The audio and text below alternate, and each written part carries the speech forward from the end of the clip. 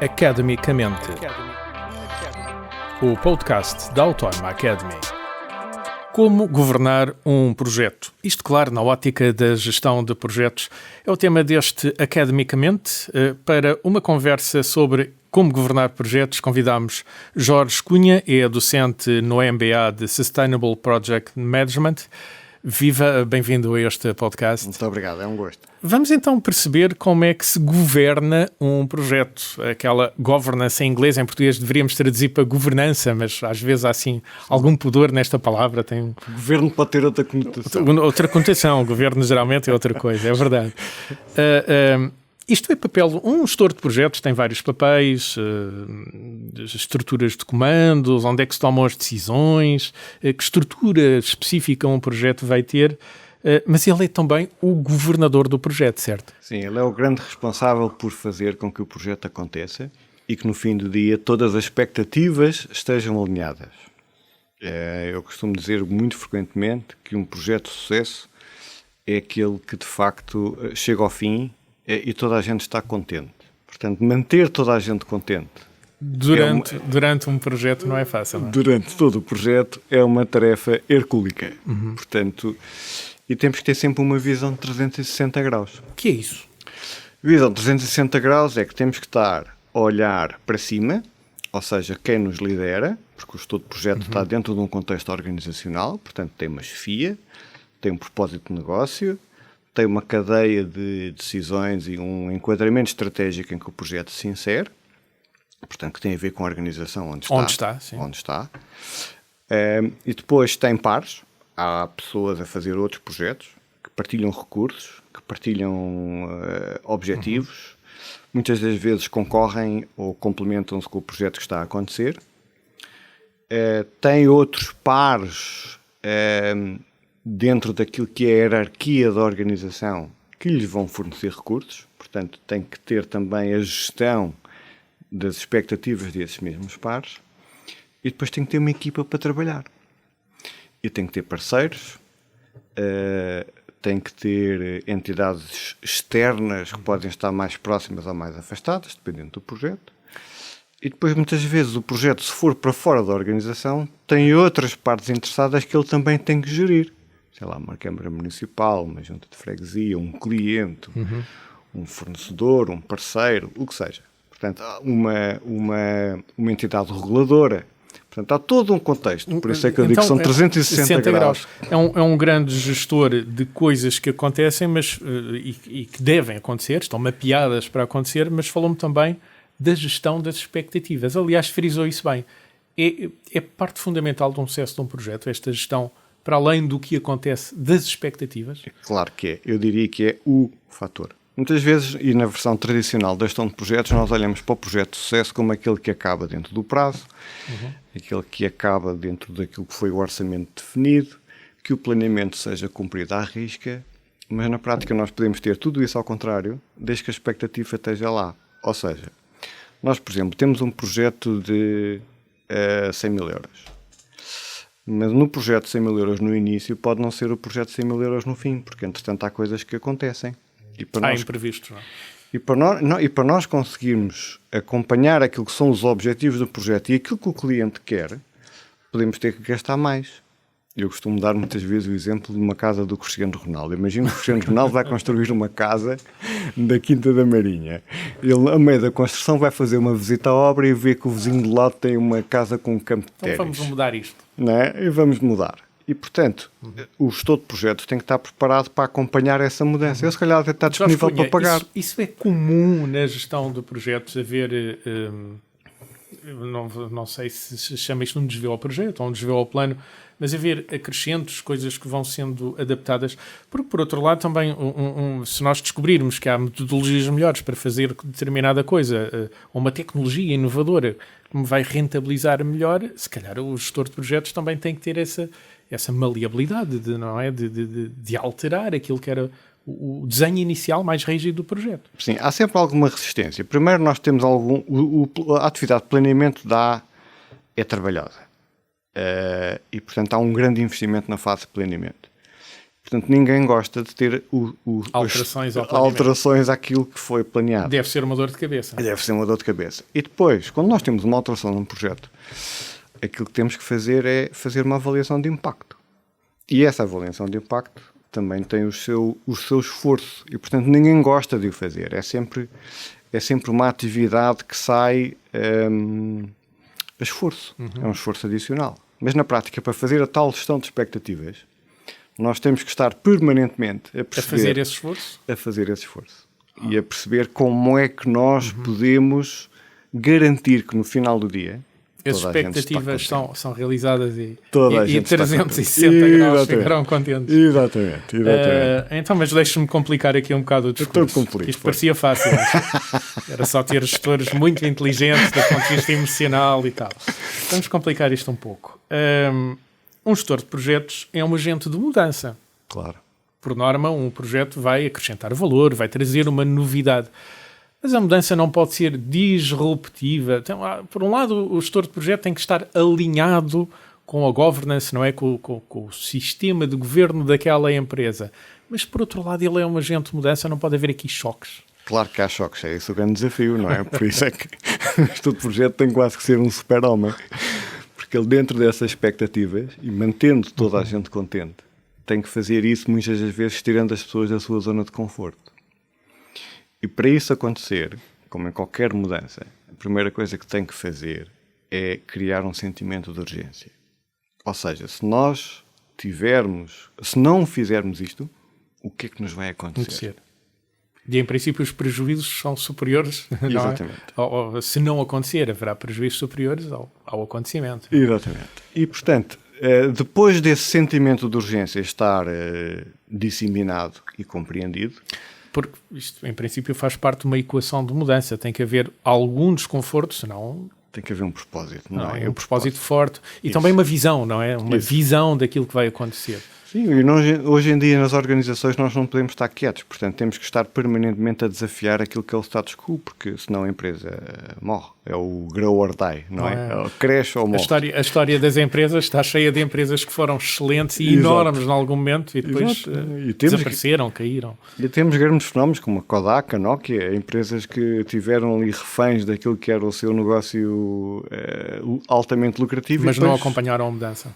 E depois acabaram por ser completamente ultrapassados. Uma boa parte desta mudança faz-se por projeto. Faz-se por projeto. O projeto é que consegue encaixar num contexto ou num limite temporal um conjunto de atividades que depois se prevê que tenham alguns resultados. Então a mudança faz parte dessa. Deve haver este alinhamento dentro de uma empresa para gerir um projeto de acordo com aquilo que é a governança da empresa, mas também a maleabilidade suficiente para poder confrontar quando necessário aquilo que é necessário confrontar para haver mudança. Sim, mas infelizmente esta coalition, esta onda de mudança muitas vezes não é consensual. Portanto, temos alguém que aprova e depois temos os retratores. Há resistências. Há resistências, não é? Mas isso é normal nas organizações, haver resistências. O que nós temos que ter é um conjunto de pessoas que estão, passa a expressão, na onda da mudança e que sejam suficientemente fortes do ponto de vista da capacidade de influência e até do poder formal para conseguir contaminar os retratores nesta alteração que é preciso fazer no contexto da organização. Falou em capacidade de influência. Isto quer dizer que uma das qualidades de um gestor de projetos é ser um bom comunicador? Para gerir expectativas tem que lá estar. Sim. Tem que ter também faz parte, não é? Uma das coisas que o gestor de projetos está permanentemente a fazer é a vender. Leia-se a influenciar. Influenciar no sentido de levar o projeto a bom porto. Então. Exatamente.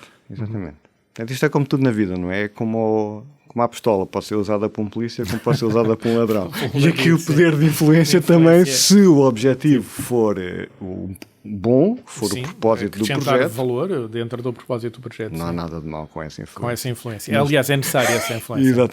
Exatamente. Porque também o projeto, apesar de ter uma força superior, não é? Um desenho, alguém que empoderou o gestor de projeto, de facto, estas influências, quando se trabalha a 360 graus, deve ser preciso operacioná-las para que as coisas cheguem em tempo útil, os recursos sejam disponibilizados em tempo útil ao bom sucesso do projeto. Sim, mas está a utilizar um termo que eu gosto bastante, que é o bom senso. Porque em qualquer atividade de gestão, 90% de bom senso, 10% de técnica.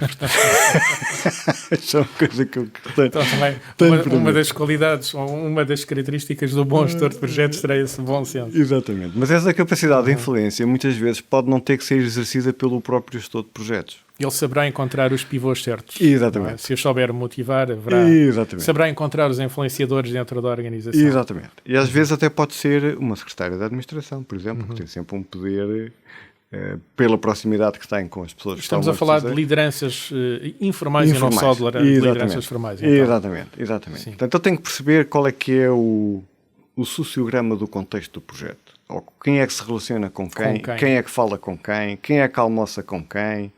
O tempo de café é ótimo, as conversas de corredor são ótimas. Portanto, estamos a falar de lideranças formais, mas também informais, naturalmente. As formais têm o seu espaço. E as informais também. Mas as informais são chave.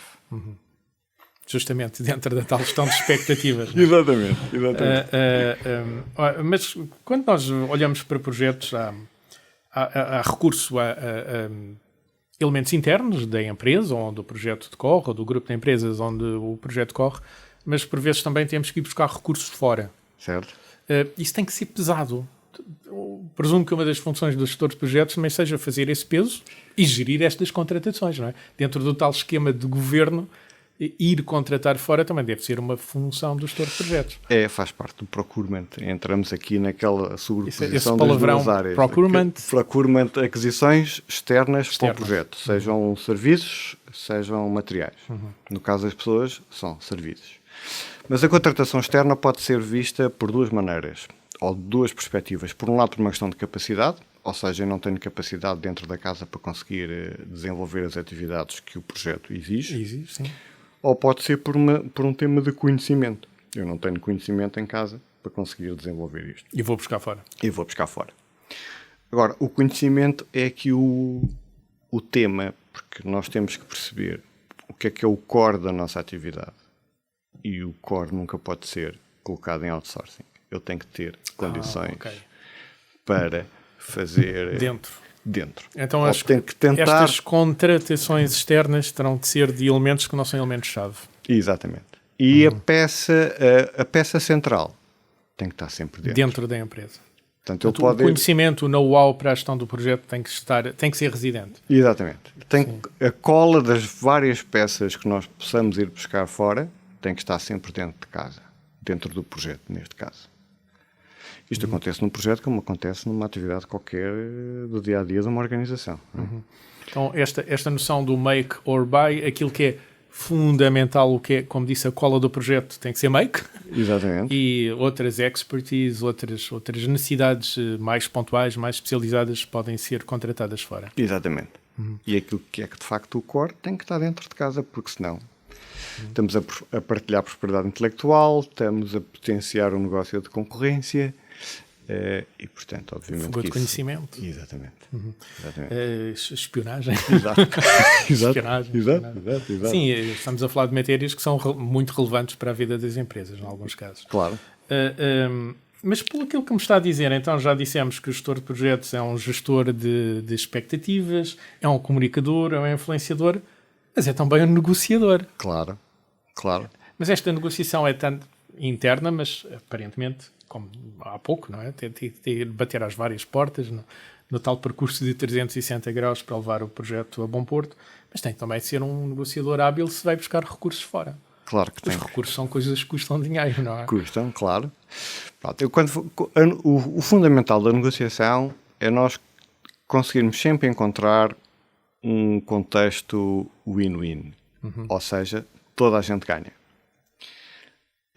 E encontrar um ponto de equilíbrio entre aquilo que é razoável. Se o negócio não for razoável, seja ele qual for, mais tarde ou mais cedo vai criar conflitos. Assim, vai conflituar, sim. E quando nós dizemos assim, fiz um grande negócio, não é? Muitas vezes acontece. Nós no nosso dia-a-dia, até na nossa rotina, fiz um grande negócio. É uma expressão muito usada. É uma expressão. Mas não sei se é usada no melhor sentido, porque geralmente eu fiz um grande negócio parece que uma das partes beneficiou e a outra nem tanto. Era aí que eu queria não chegar. É muito hino isso. Era aí que eu queria chegar. A parte que não beneficiou, principalmente num projeto em que a relação acontece durante um determinado período, a parte que não beneficiou, quando perceber que não beneficiou, a relação está danificada. Ele vai tentar as expectativas não foram bem geridas. As expectativas foram defraudadas. Não foram bem geridas. Exatamente. E vai gerar conflitos. E esses conflitos vão contaminar o projeto. E não será um parceiro, provavelmente, para projetos futuros, seguramente. Exatamente. Depois temos a negociação do ponto de vista financeiro. Pronto. E aí temos que perceber o que é que estamos a comprar. Se estivermos a comprar uma coisa que seja uma commodity, ou seja, algo que está perfeitamente comum no mercado e que nós só temos que incorporar, adquirir e comprar, ou então se é de facto uma coisa específica em que nós não temos grandes alternativas, e aí temos que equilibrar aquilo que se chama o poder negocial. O que é isso do poder negocial? Até que ponto? Explique-me lá melhor o que é isso do poder negocial. Até que ponto é que eu consigo influenciar para levar a uma boa negociação na perspectiva do projeto? Ou seja, se eu estiver a comprar uma coisa que seja comum no mercado, o nosso poder há muita negocial, oferta, será mais simples, não é? Estamos a lutar por preço. E posso dizer, eu vou comprar um telefone, temos aqui várias marcas, todos fazem a mesma coisa, vamos lutar pelo preço. Se eu estiver a lutar por uma coisa específica que encaixa num determinado ponto e que só há 2 ou 3 fornecedores que o fazem, eu vou ter que ser muito mais subtil no processo de negociação. No limite, se eu tiver só um, posso ter que fazer aquilo que é uma decomposição do preço. Ou seja, eu tenho alguém que percebe da matéria e vai dizer, olha, para nós, isto que o senhor está a vender custa-nos X. Vamos admitir que o senhor vai ter que ganhar qualquer coisa, porque trabalhar com fornecedores falidos ninguém quer. Uma coisa. É capaz de não ser uma boa política. Vai injetar problemas no projeto, mais tarde ou mais cedo, não é? Sim, não é boa política. Exato. E eu faço uma decomposição do preço e encontro uma plataforma win-win. Mas neste caso, o meu poder negocial está fraco. Ou seja, eu não tenho grande em princípio, poder de a decomposição do preço também implicará uma decomposição do serviço. Não será exatamente igual, Pode ser, ou seja, a mesma lógica que eu estou a referir relativamente ao produto pode-se aplicar relativamente ao serviço. É igual. Pronto, depois temos muitas vezes conhecimento técnico. E aí nós, quando vamos buscar pessoas, vamos ter que ir buscar o próprio conhecimento. E há outra coisa que é muito subtil, que é, vamos buscar a pessoa. A pessoa certa? Ou as pessoas certas. E estamos a ter que avaliar a atitude, o comportamento, quão conflituoso não só o conhecimento técnico. Não só o conhecimento técnico, mas também todas as outras características que nós temos que considerar nas pessoas. Há uns tempos, num seminário sobre gestão de projetos, um gestor de projetos dizia que quando procura pessoas, procura as hard skills, aquelas competências técnicas, as soft skills, não é? Aquelas competências de sociabilidade, enfim, de empatia, mas também as hard skills, as competências do coração. Confesso que nunca tinha ouvido falar nesta terceira gama de competências, as hard skills, as competências do coração, para além das soft e das hard skills. Isto faz sentido? Faz, claro que faz. E cada vez mais, se nós pusermos paixão naquilo que é a nossa atividade, a coisa sai com uma naturalidade e com uma proatividade diferente. Então é preciso encontrar na pessoa certa a pessoa também apaixonada pelo aquilo que faz, não é? Por aquilo que vai trazer ao projeto. Exatamente. Aquilo que se chama em inglês o extra mile, que muitas vezes nos projetos nós vamos ter que dar. A tal milha extra. O Danoninho. Exatamente. O Danoninho. Quando se está a trabalhar com paixão, acontece de uma forma muito mais natural. Há uma motivação intrínseca para que as coisas fluam, não é? Para que aconteça. Há um divertimento. Eu acho que nós temos que nos divertir a trabalhar. Quando nós trabalhamos com diversão, o coração, com alegria, não é? Com alegria, o resultado acaba por ser impactado por isso. Temos lá o sentimento, temos lá o gosto, temos lá o prazer. Então, tudo isto é importante para governar e levar a bom porto um projeto. Nós falamos de competências de descobrir pessoas apaixonadas por aquilo que fazem, quando é necessário contratá-las ou encontrá-las dentro da própria empresa, não é? Sim. Quando estamos a falar dos próprios recursos, falámos de processos de negociação interna e externa, que podem ser mais duros ou menos duros. Falámos também de gestão de expectativas e 360 graus de expectativa, é muita expectativa para gerir, de comunicação, e volto quase ao princípio. É por isso que me disse no começo da nossa conversa que um gestor de projetos é um super-homem. É um bocado, só não tem a capa. Se bem que não temos de ter em consideração que o super-homem é só nos desenhos animados, portanto não há super-homens. Não há super-homens. Não há super-homens, portanto ele tem que ir fazendo o seu caminho. Tecnicamente bem preparado? Sim, tecnicamente bem preparado, ou então ser um grande gestor de expectativas, com uma grande dose de bom senso, e quando o projeto permite ter uma boa equipa com ele. Porque o gestor de projeto não tem que estar sozinho a gerir o projeto. Não pode. Não é? Não pode estar sozinho. Dentro da própria atividade de gestão de projeto, à parte daquilo que são as decisões dele. Sim. São mais solitárias. Deve ter que ter alguém que o ajude na própria atividade de gestão de projetos. Obviamente que em muitos projetos isso não acontece porque a dimensão não o permite, mas em projetos grandes tem que ter uma equipa para fazer a gestão do projeto. Para o ajudar a governar o projeto. A governar e a gerir. A gerir o ter projeto. Um gestor financeiro, ter alguém que o ajude a fazer o planeamento, tem que ter alguém que o ajude a trabalhar os riscos. Portanto, quando são projetos grandes, eu tenho alguma experiência com alguns. Falamos de uma equipa, não falamos de um gestor. Temos de uma equipa de gestão de projetos. Jorge Cunha, muito obrigado pelo tempo que pôde despender a ajudar-nos a perceber estes desafios e o papel de um gestor de projetos, que no fundo é muito mais do que um governador de projeto. Não é? Nós fazemos o governo até em casa, nós fazemos governo em gestão de expectativas. Não é? E sobretudo nos projetos para que eles cheguem a bom porto. Muito obrigado pelo tempo que pôde despender a ajudar-nos a explicar no fundo aquilo que faz um gestor de projetos. Foi um gosto. Muito obrigado. Academicamente. Este programa foi gravado nos estúdios da Universidade Autónoma de Lisboa.